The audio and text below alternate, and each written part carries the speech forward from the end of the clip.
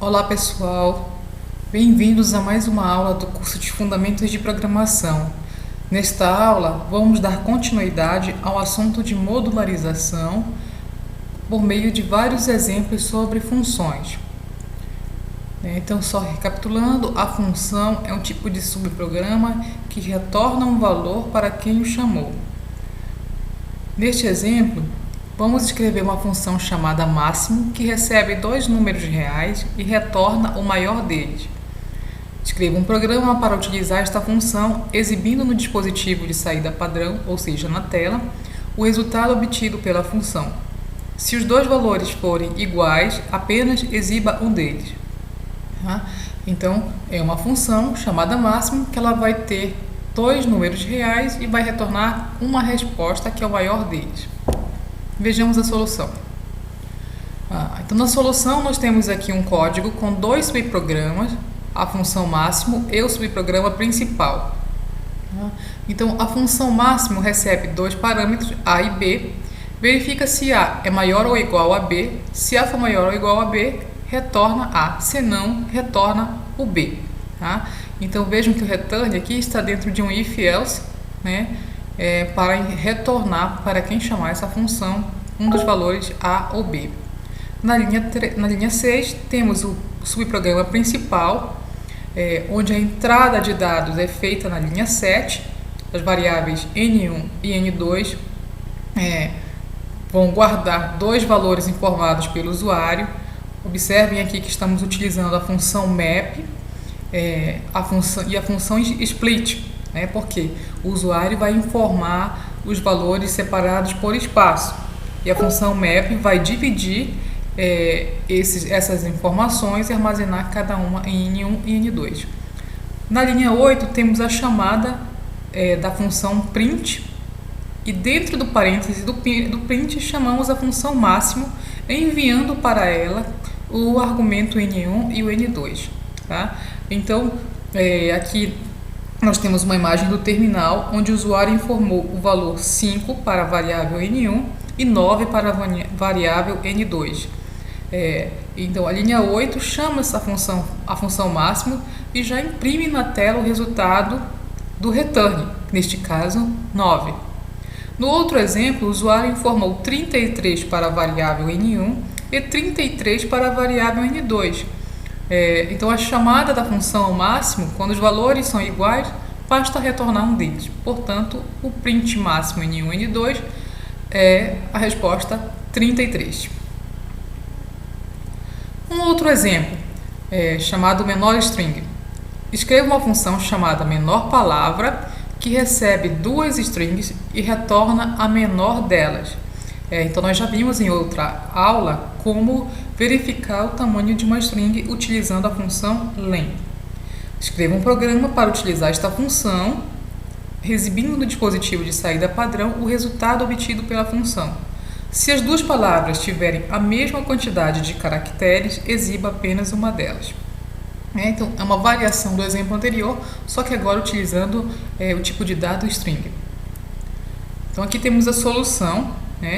Vamos analisar aqui a função menor palavra. A função menor palavra recebe, tem dois parâmetros, A e B. A e B representam as duas palavras.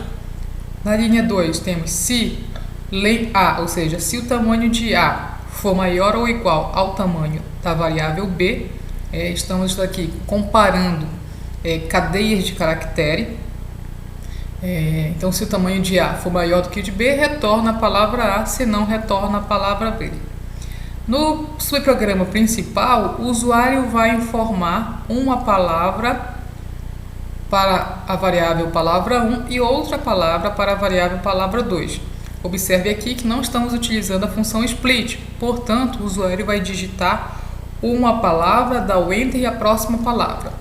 Na linha 9, temos a chamada para a função menor palavra dentro da função print, ou seja, aqui o programa vai enviar a palavra 1 e a palavra 2 para a função menor palavra, vai descobrir qual é a resposta, qual delas é a maior cadeia e já imprime na tela o resultado.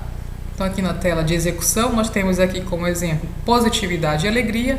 A maior palavra é positividade. Um terceiro exemplo, que chamei de vizinhos, aqui é um pouco diferente. Escreva um programa que tenha uma função que receba um número inteiro e retorne o seu antecessor e o sucessor. Ou seja, vamos escrever uma função que vai retornar dois valores. Os exemplos 1 e 2 retornavam apenas um valor. Neste, vamos retornar dois valores.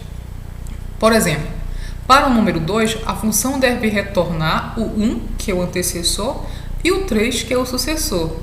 O módulo principal deve chamar a função e imprimir o antecessor, o número passado e o sucessor.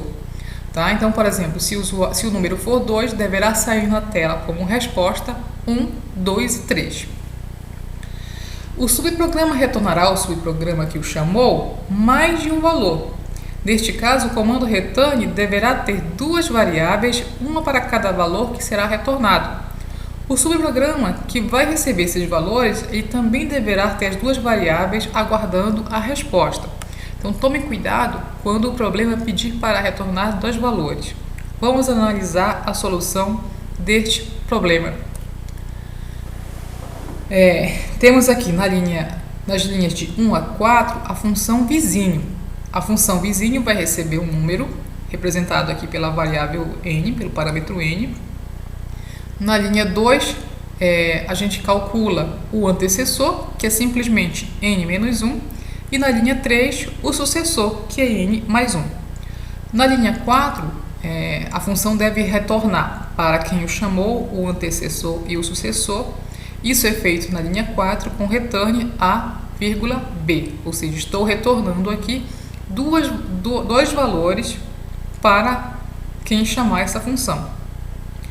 Nas linhas de 6 a 9, nós temos ali o subprograma principal. No subprograma principal, o usuário vai informar um valor na linha 7, para a variável a, um valor inteiro. Na linha 8, nós temos ali as variáveis x e y que vão receber o resultado da chamada da função vizinho de a.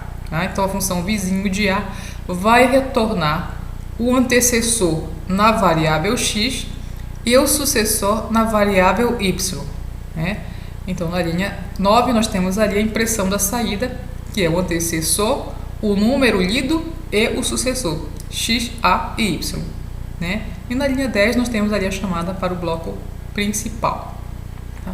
Então, tome cuidado quando o programa pedir para retornar mais de um valor. Né? Você vai precisar de variáveis tanto para retornar, né, e como variáveis para receber no bloco que chamar. Aqui temos um outro exemplo para verificar o total de vogais. Escreva um programa que tem uma função que receba uma string e retorna o total de vogais que ela contém. Se não houver nenhuma vogal, retornar 0. Então, este exercício nós já fizemos em outras aulas, nas listas do DRED, e vamos ver agora como resolvemos na forma de subprograma. Temos aqui então como entrada um exemplo da palavra alegria. O programa deverá responder que ela tem 4 vogais. Quando você passa uma sigla como MG, o programa deve responder que ela possui 0 vogais. Vamos analisar a solução. Então aqui a função conta vogais, né, conta vogais do parâmetro S, que é a palavra que eu vou enviar para a função conta vogais. Temos na linha 2 um contador, que antes de tudo ele começa com 0, ou seja, nesse momento no meu programa eu tenho 0 vogais. Essa variável contador, ela vai armazenar o total de vogais de S. Na linha 3, temos a variável tamanho, que vai guardar o tamanho da variável S, né, o tamanho da string S. Na linha 4, uma variável pos que começa em 0. A variável pos, ela tem a função aqui de controlar em que posição dentro da string eu estou analisando no momento. Então, numa aula anterior, nós vimos que para acessar uma string, você pode fazer caractere a caractere, né? Nós sabemos que uma string, ela tem um tamanho, cada letra ocupa uma posição e a primeira posição é sempre a 0. Então, aqui, a variável pos, ela é utilizada para controlar a posição atual em análise. né? Então, por isso, enquanto o pós for menor do que o tamanho, né? Se S na posição pós for igual à letra A, ou a letra E, ou a letra I, ou a letra O, ou a letra U, eu tenho uma vogal, né? Então, se esse if resultar em verdadeiro, a variável contador vai ser incrementada de 1, porque encontramos uma vogal. Fora do if, nós temos na linha 8 que pós recebe pós mais 1, ou seja, a variável pós vai ser incrementada para a próxima posição de um caractere dentro da string em análise. Por fim, fora do enquanto, ainda dentro da função conta vogais, nós temos a linha return count, que vai retornar para quem chamar essa função o total de caracteres. Nas linhas de 10 a 13, temos o subprograma principal. No subprograma principal, o usuário vai informar uma palavra, uma cadeia de caracteres para a variável palavra. Na linha 12, a variável total vogais recebe o resultado da chamada à função conta vogais desta palavra. E por fim, na linha 13, imprime-se o total de vogais. Na linha 14, nós temos a chamada ao bloco principal. Bem, pessoal, eram esses exemplos que eu gostaria de mostrar para vocês. Espero que tenham gostado dos exemplos. Até a próxima!